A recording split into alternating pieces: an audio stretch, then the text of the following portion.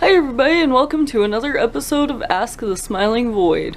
I want to thank everybody who has asked me questions. I do receive a lot of them and I try to get through as many as I possibly can, but I do want to put out this disclaimer again. I am not a licensed trained therapist, so there are questions and stuff that I've been asked that I truly just cannot answer. It's not that I don't care, it is just because I don't want to give out the wrong information, because no, I am not licensed by any means. So the only advice that I can give out and feel comfortable giving out is friendly advice for things that don't tread on things like mental illnesses and stuff like that. Again, it's not that I don't care. I truly do care, but I do feel that seeking professional help with those aspects is a lot more beneficial than a stranger off the internet, such as myself, giving you advice and it might not work, and I don't ever want to say something that could potentially have somebody get hurt. So if you have anything that you're feeling is too much and does need more help, maybe seek out help from a school therapist, or maybe they can guide you to an actual licensed therapist that can be more beneficial, or just for yourself, go seek out one. It's not an easy process, I know, but it is a lot more helpful in the end, and it's a lot more personalized to you. That makes it a whole lot better than just advice that I could give not knowing you personally. So please consider giving that a try and getting a professional to help you. Our first question is, have you ever had a best friend move away, and how did you handle it? I have had a few people in my life move away, and it was actually pretty upsetting, especially back in the 90s whenever I was a lot younger and internet was still kind of that type of thing. It was still pretty new and parents definitely weren't sure how they felt about their kids getting on. I think we do live in a great time now where a lot more people are on the internet and stuff. Definitely use internet safety and caution, but I do think that is a wonderful thing for keeping in contact with a friend who might have moved away. I know that it has helped me just with long distance friends and stuff. It has definitely been beneficial to IM them or message them or email them. There's all sorts of ways to keep in contact, keep in touch, and then hopefully one day you guys can meet up again face to face. But I do think that we live in a wonderful time where the internet does keep people close in relationships together. This one is a long one, but it's a lot of like feeling invisible, having a teacher yell at you, feeling like you have very low self-esteem right now, having people confide in you a lot, and it's actually taking a toll on you.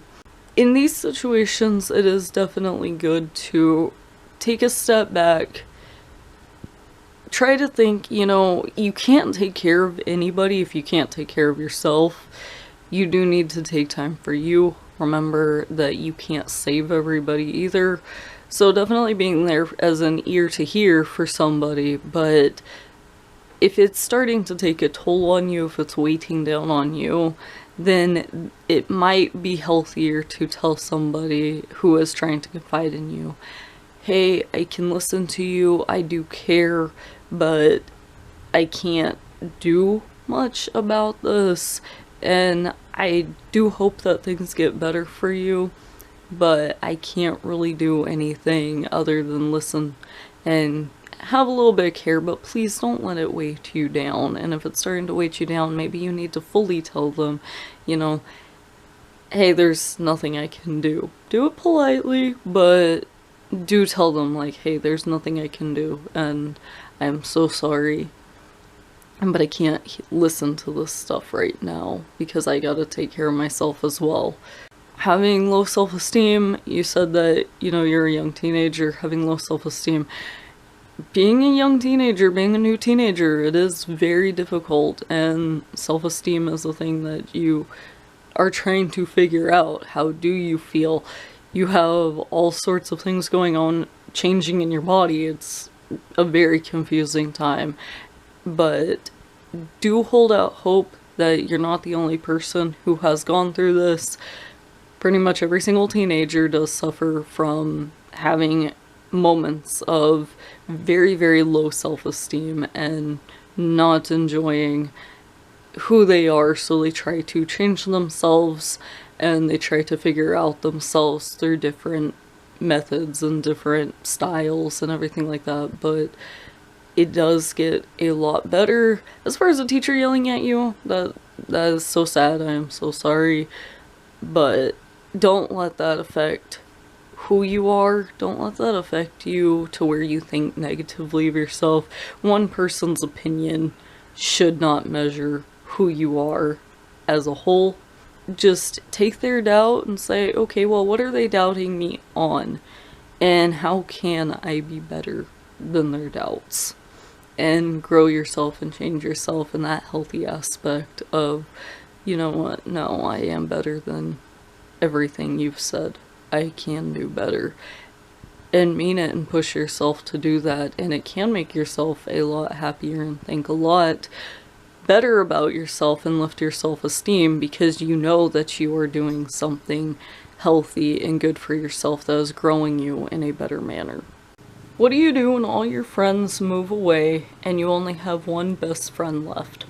Well, that's really sad, and I am very sorry to hear that, but I do know that, you know, there are lots of people out there. I know you've probably heard this and it sounds so cliche and stupid, but honestly, the internet to keep in touch, or just reminding yourself that, you know, people do come and go. I know that sucks, it's very sad.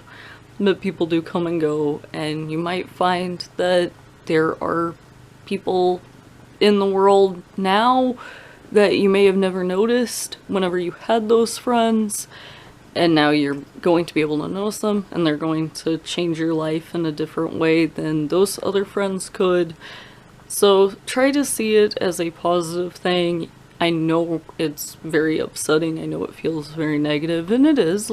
Losing some friends is very upsetting and sad and challenging, but try to find a positive that now you just have room for other people that you may never have had come into your life before. Alright, next question is a little bit of, I do want to clarify, I know I am not a professional, so I'm going to give some very simple advice, but I do hope that it helps. I have a few friends in school who say they do drugs. I don't know whether to believe them or not, but a part of me thinks that it's true. I feel uncomfortable when they talk about that topic because I'm worried for them that they might get hurt. Should I still hang out with them? Okay, in this situation, please do contact actual professionals. I know that sounds dumb, but if you're in school age, please do bring it up to a school counselor. You can have some anonymity. Bring up that I would like to report this anonymously, or even write it down and just slip it in the office anonymously and stuff, because that's a very upsetting thing, because yes, your friends could very well get hurt. I don't want to see you get hurt either. I do not want to see you being peer pressured in any way. It's making you uncomfortable. Please don't get yourself peer pressured into doing that because they're your friends. Just do contact a higher up, because you don't want to get hurt. You don't want to see your friends get hurt. And I know that it seems like, oh, you're ratting them out, or oh, you're being a goody two-shoes, or something like that, but honestly, there are dangers, and I do not want to see your friends get hurt, or you, in any way, shape, or form. So try to actually confide in somebody who's higher up who could actually do something about the situation, and maybe get your friends help, because if you all are school age, yeah, it needs to have professional help so that nobody gets worse over time or anything like that. I know everybody says they can handle it and whatnots, but things do escalate without much notice from the person involved. So I am so sorry to hear that you're going through that. I do recommend actually seeking help in this situation. How do you know when you're in love with someone? Well, that answer honestly does depend on you. You know yourself a little bit better as to what you're feeling, how you're reacting to a person. Please do not mistake love for lust. I know that's difficult sometimes because strong feeling versus strong feeling, especially when they're new feelings. But love definitely doesn't equal just, oh, the butterflies in your stomach. From my experience, love is you're willing to help this person, you're willing to care for this person even when you're mad at them and angry at them. You wish them no harm. You actually are willing to go above and beyond for that person. But you have to make sure, are you being loved back? And there are all sorts of different stages of love. Like there's parental love, there's sibling love, there's friendship love, there's all sorts of that type of love. But if you're mating in the romantic aspect, don't get yourself hurt by loving somebody and not being loved back. But it is okay to love a person for who they are and wish that romantic feelings could blossom between the both of you. But definitely remember that love is something that takes each party, and it can't just be one-sided. But love is a very difficult thing to express, but once you're in it, it's very easy to understand how you're feeling. But everybody is unique, everybody's feelings are different. But I do feel like love is a moment where you're willing to be patient, you're willing to care even in upsetting times, and you're willing to go way above and beyond for that person. Okay, the next questions come from my Tumblr. I have a close friend who is asexual and she doesn't believe anyone will love her because of that. She has this mindset that sex is love, but I keep telling her that sex is only lust and not needed in a relationship. But she is set in believing that this isn't true. Please give me advice. Well, I will agree with you on that. That, you know, you don't have to have sex to be in love. There are romantic feelings and there are sexual feelings, and they never have to intermingle. It's nice when they can intermingle, but they don't always have to. Sometimes that doesn't work for people and whatnot, and that's perfectly natural and that's perfectly fine. So if your friend is experiencing where she doesn't actually want to, you know, have sex, I see nothing wrong with that. But yes, she could still fall in love. She could still have a very healthy, happy relationship that involves, you know, just caring for each other and romantic feelings and taking care of one's hearts, not parts. It is nice whenever you can, you know, have romantic feelings and sexual feelings happen at the same time, but sometimes that just, some people cannot get those sexual feelings, and that's perfectly natural. I do think, though, to each their own. So if your friend is set in her beliefs, that is sad that she feels that nobody could love her. I don't believe that is true. Like, I know you don't believe that's true. I don't believe that's true. But if that's how she's feeling right now, then maybe she does need to kind of come to terms with herself and be more confident in the fact that she is asexual and be okay with that. And be able to express that whenever she does try to have romantic feelings with somebody and tries to date and stuff, and tell them just very proudly, like, hey, by the way, I am asexual, so if you know, need sex in a relationship, then this is definitely not going to work out.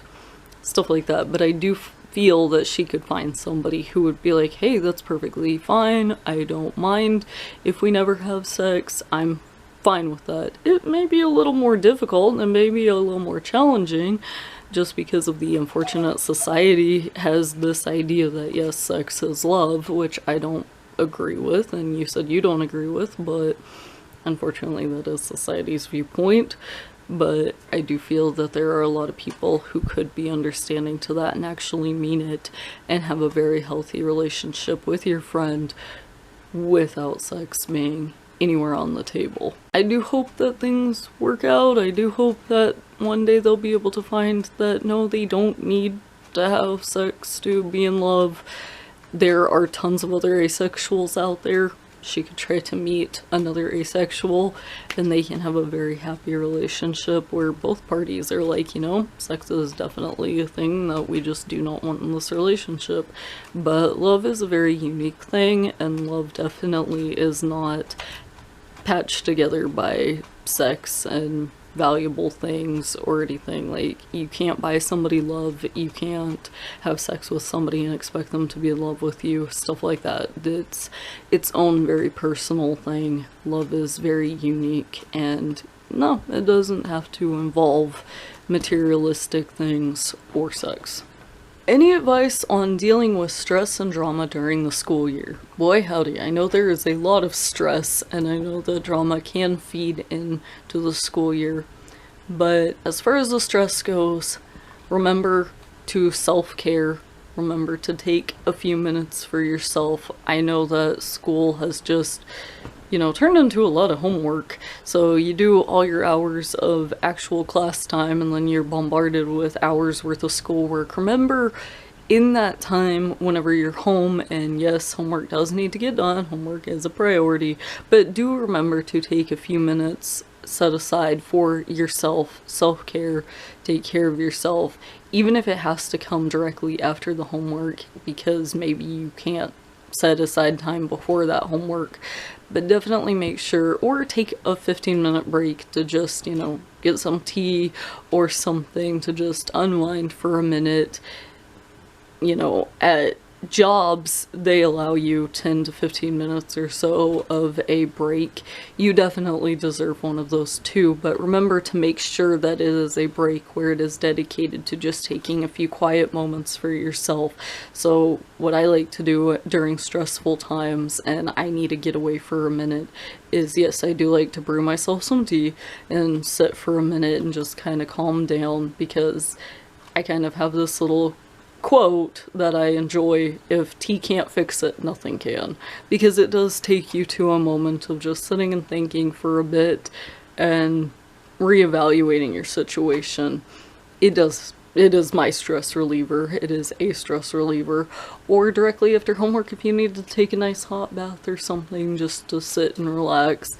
Anything that'll actually help you, but try to make it to where it's not too much stimuli, because even just watching TV sometimes could add stress in that maybe you're not fully conscious of, but it's just more information going.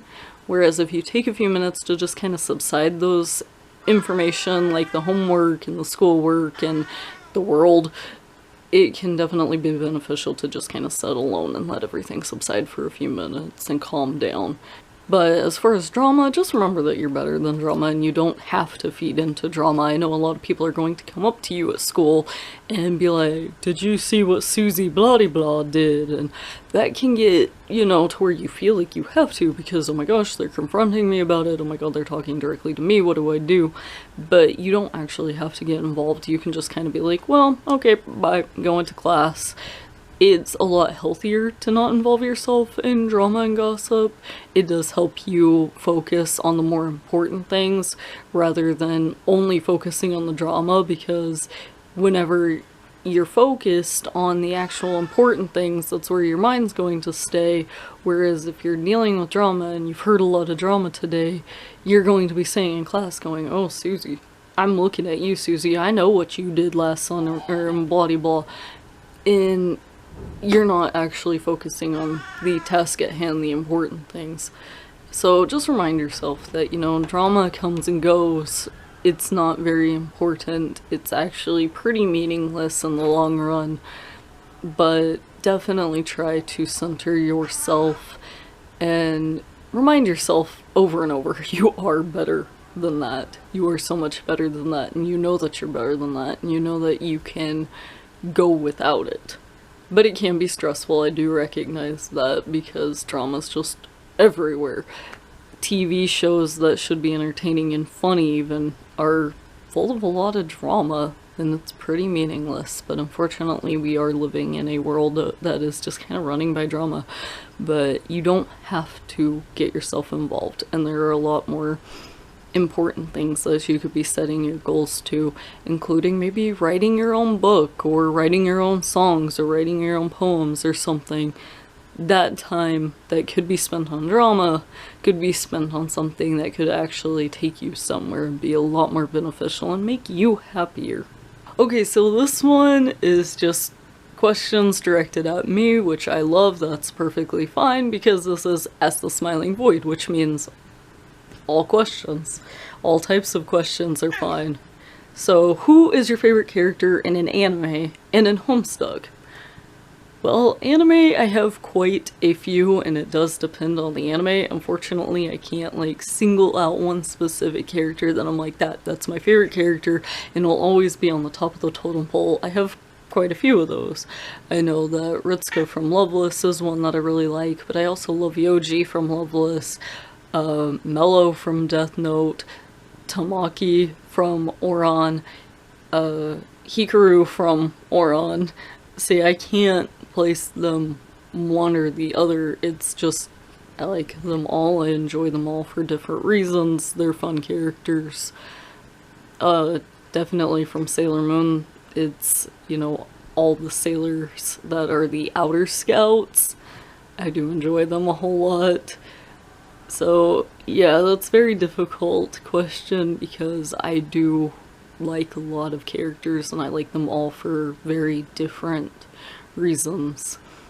As far as Homestuck goes, though, Matuna and Roxy are definitely my winners as far as favorites. They're the ones that I like to see the most of and enjoy reading their dialogue the most, because I do feel like they are often very misunderstood characters, and I do enjoy actually seeing where they're growing and changing. I know Matuna doesn't have a ton because Matuna hasn't been featured very much, but Roxy definitely is a character that I enjoy because she has overcome so much. She is weak in her moments, but then very, very strong and overcomes a lot of her weaknesses, and she's a very great overcoming story, and I appreciate her character development a whole lot, so she is definitely one of my all-time favorite characters. So this one is one that definitely I cannot fully answer, and I cannot give,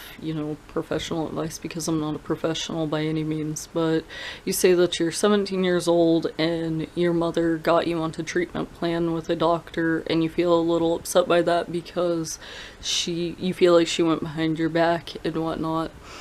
But the thing is, that can be very frustrating. That is very upsetting whenever you feel like you didn't have your voice in your own health or your own care.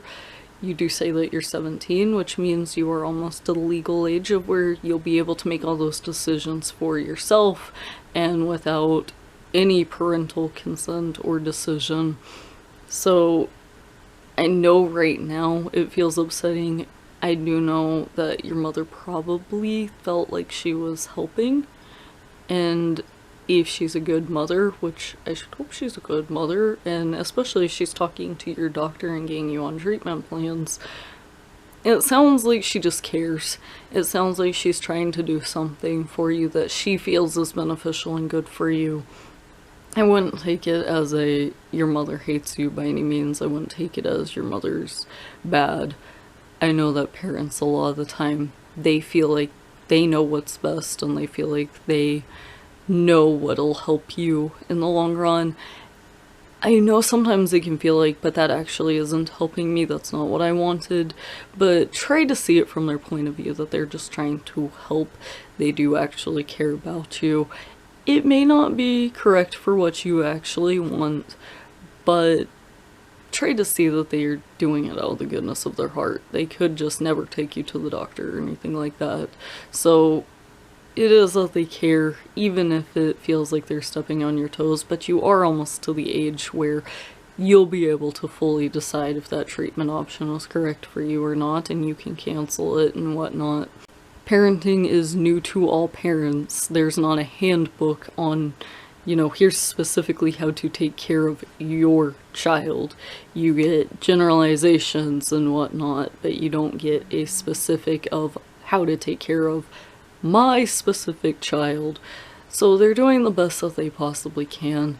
And when you have a child one day, you'll find that yes, there are some questions that doctors will bring up that you're like, man, I have to make this decision for my kid? You mean I don't get to wait for them to turn 18 and make that decision for themselves, like a booster shot as a child or whatnot? It's a very difficult thing. It's a very, like, okay, yeah, you are responsible for this person's life for a certain amount of years, and that can be very scary, and you just have to do the best that you possibly can. As far as her not coming to you and discussing that with you, maybe you should bring that up and go to her and discuss it maturely and just kind of be like, okay, why did you make this decision for me?